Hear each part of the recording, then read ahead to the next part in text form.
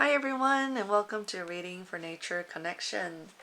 As a reminder, I do these readings for us to sort of remind ourselves and to support us when we feel a bigger sense of sacred and spirituality in our day-to-day and when we see nature. And sometimes they come across as a connection with pure nature, and sometimes it come across as how we live and how we approach our day to day. And this is all for the highest good of ourselves, our individual selves, and for our communities. I think a broader, a more conscientious relationship with nature is always what brings us to more awareness and a deeper relationship and stronger sense of safety and strength in our own communities and in the world. And that is something that really has an amplifying effect. So I hope to, through these messages, to support myself and support all who come across this video to strengthen our deeper connection with nature.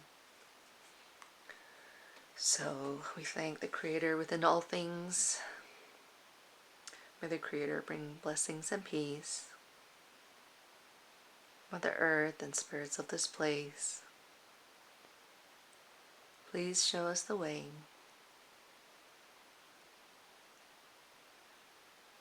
Angels, ancestors, guides, and guardians, please support us on our way. We always have a place in our heart, in our soul, in our time to listen to you.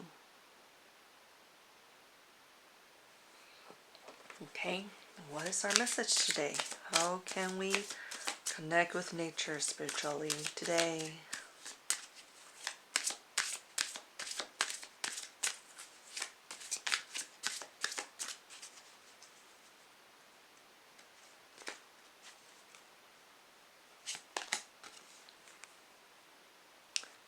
Again, we have cast.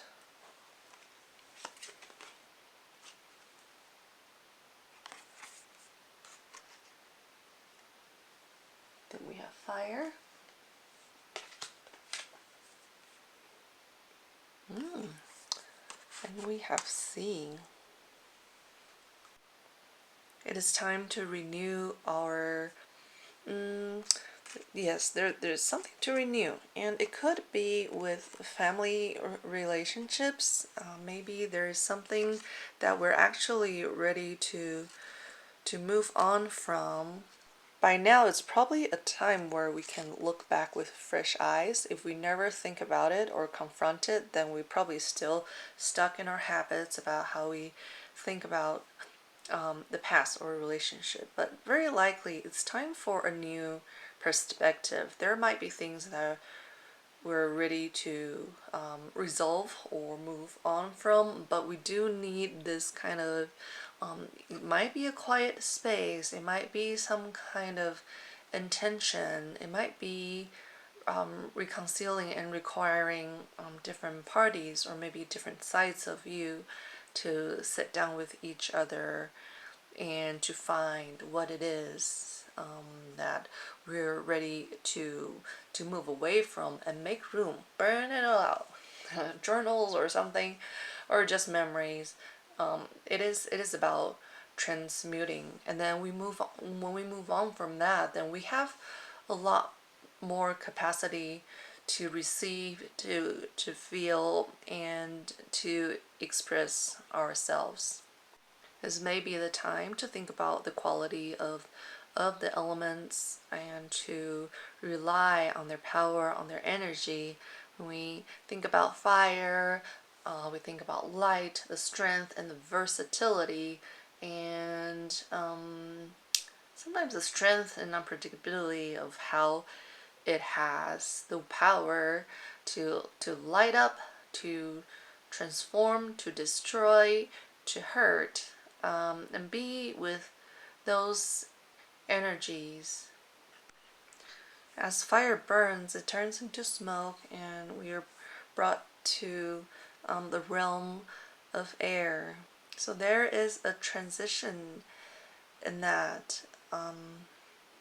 Think about ways that allows you to feel lighter. It could be burying some weight on our mind that felt necessary, and often those weight could come from how we feel we're connected to other. It could come from either our past or our habits or relationships, and those things, once they become stale, if we're not intentional and in alignment with them, they become heavy. And so there is the importance in coming back with fresh eyes. Even we can reminisce with old photos, but what if there's a new format, that new angle that we can tell about those stories, or a way we can present those old memories? There might be a lot of new world, new relationships, or new feelings that's awaiting to fill our hearts. And so if we don't make that space and letting go of the weight of some existing things, then we might not discover this new world. I feel we're being told to set our eyes in the future, and for whatever we are dealing with now, if there are problems or heaviness, that's not the entire story. Sometimes, if we're able to see it as just one point in our timeline, and maybe all the experiences are preparing us for what's coming, new inspirations, and new love, then we're kind of more balanced in how we live for how we live for the present. We're not overwhelmed by today and this week's burdens, but we have a little bit more of anticipation for I'm going through this right now, but I'm not gonna give all my energy to dealing with the past or present. I have this somewhere in me a more lightheartedness that's looking forward to what all this what the world will bring. That's for me to look forward. There's so many points in the future.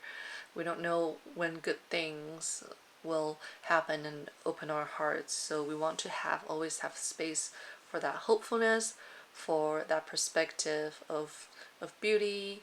And a very basic example is how we have very unpredictable weather that causes trouble, inconveniences, and if I let those very basic things bother me too much, then I might constantly find myself in a bad mood, or